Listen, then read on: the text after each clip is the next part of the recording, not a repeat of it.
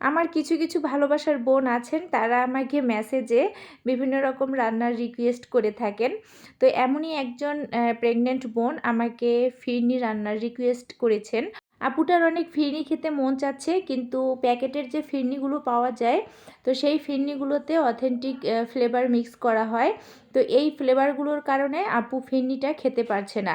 তো আপু, আপনার জন্য আমি আজকে এই রেসিপিটা তৈরি করছি।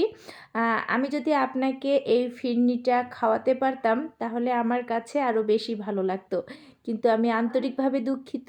আপনি আমার কাছ থেকে অনেক দূরে আছেন। আপনি যদি আমার কাছাকাছি থাকতেন তাহলে এই ফিরনিটা রান্না করে আমি আপনি অবধি পৌঁছায় দিতাম। তো যাই হোক, এখানে আমি 3 কেজি দুধ নিয়েছিলাম। তারপরে এখানে নিয়েছিলাম 200 গ্রাম পোলাওয়ের চাল।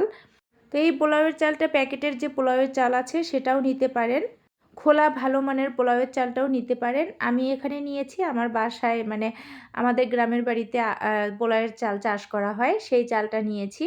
তো যাই হোক, এখন আমি এই চালটা আধা ঘন্টা এরকম ভিজিয়ে রেখেছিলাম। তারপরে আমি চালটাকে একটু ক্রাশড করে নিয়েছি, আধা ভাঙ্গা করে নিয়েছি। খেয়াল রাখতে হবে চালটা যাতে খুব মিহি হয়ে না যায়।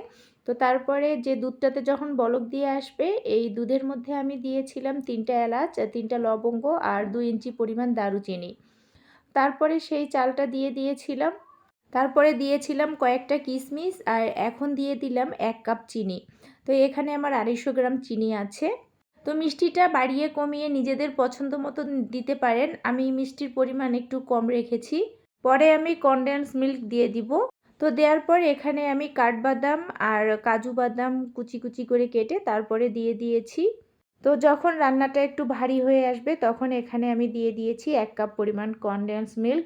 আর এই কনডেন্স মিল্ক ব্যবহারের কারণে মিষ্টিতে ব্যালেন্স চলে আসবে। আর এখানে আমি এক্সট্রা করে বাদাম কিশমিশ দিয়েছি। এটা অনেকে খেতে চান না, কারণ খাবারের মাঝে দাঁতে লাগলে অনেকে এটা পছন্দ করেন না। কিন্তু আপু, আপনি যেহেতু প্রেগনেন্ট আছেন, তো এই বাদামগুলো ইউজ করার চেষ্টা করবেন, তাহলে আপনার জন্য বেশ ভালো, বেশ উপকার। তো এখন আমি একটা প্লেটের মধ্যে সার্ভ করে নিব। আর এখানে আমি দিয়ে দিব কয়েকটা পেস্তা কুচি।